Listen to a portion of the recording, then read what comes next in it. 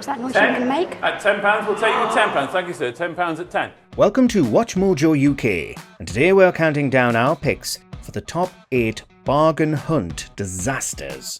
It's got that beautiful foam-covered top. You can't sell foam cover. No, we can't. We've got to be legal and safe. Before we begin, we publish new content every day, so be sure to subscribe to our channel and ring the bell to get notified about our latest videos.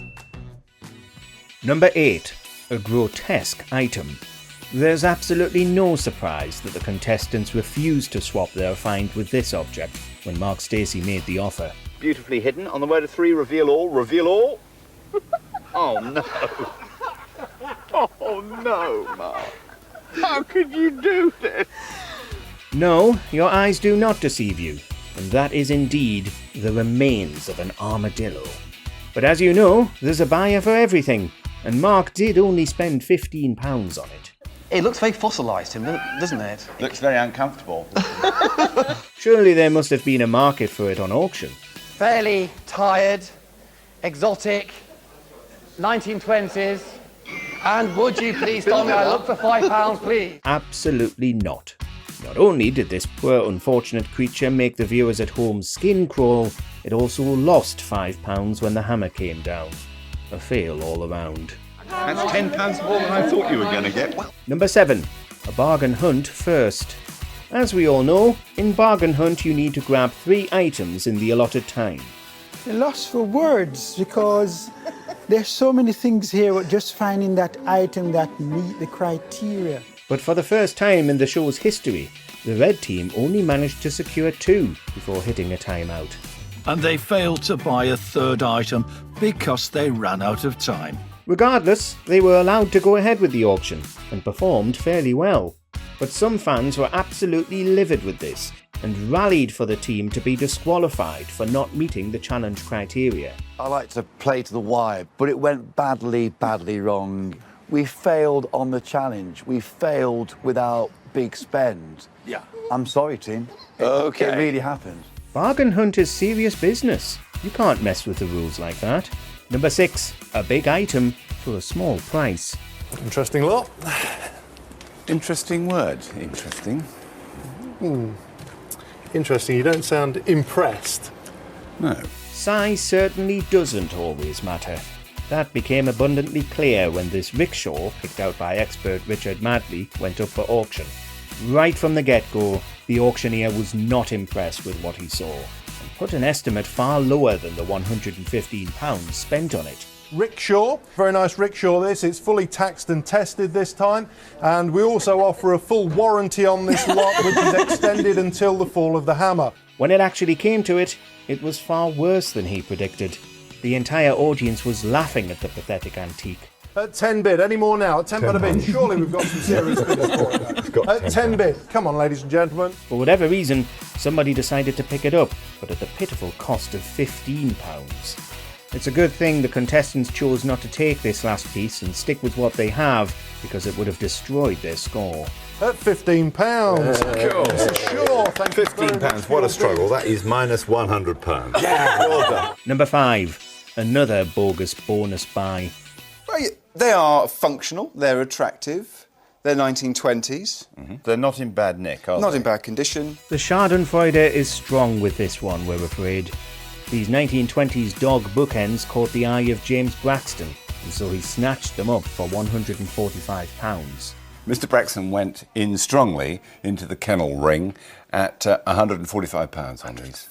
Now, the big question on the population's lips is, are you taking the sale today? I am indeed.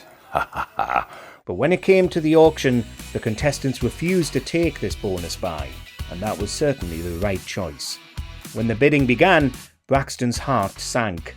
And who'll start me at £10? £10 on the left, £10 on the left, 12. A £10 starting bid marked a humiliating moment, and it didn't get much better when the hammer came down. The £12 sale meant a tragic £133 loss. Can someone remind us what exactly makes these people experts? £133. Is that another record? Number 4. Not so happy Mondays. This is Bez's girlfriend, and here she is bidding on their mirror. When Happy Mondays members Mark, Bez, Berry and Rowetta appeared on the show, they seemed to do a pretty good job of it.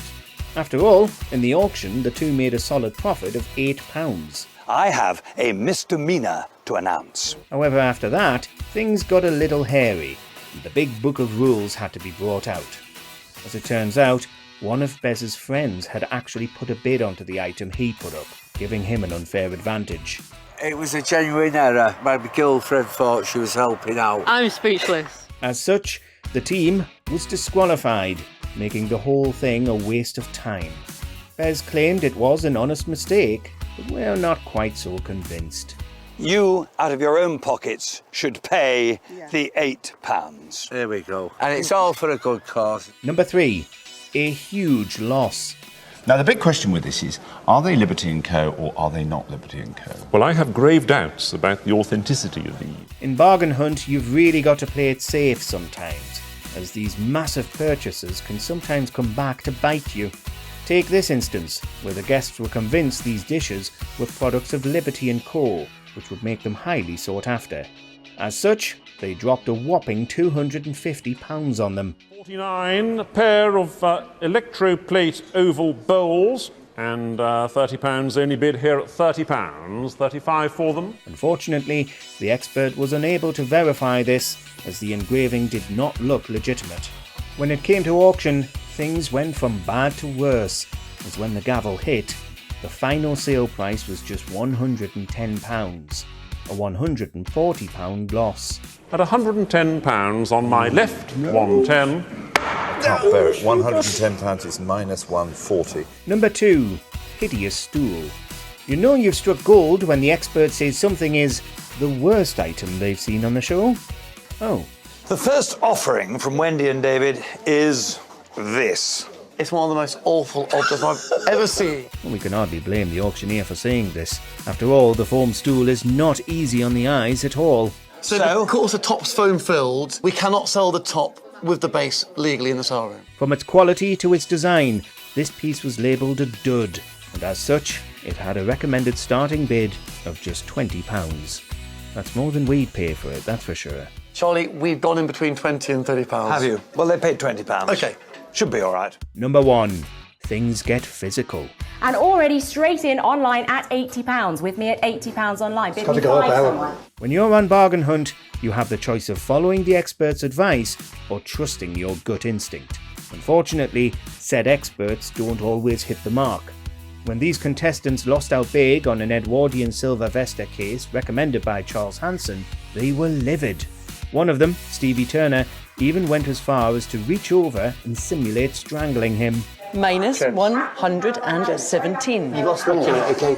Though it looked playful to most, some found his reaction far too much, and even sent in complaints. In his defence, Stevie spoke to the press alleging that the show's producers urged him to have an animated reaction, which led to him putting his hands on the expert.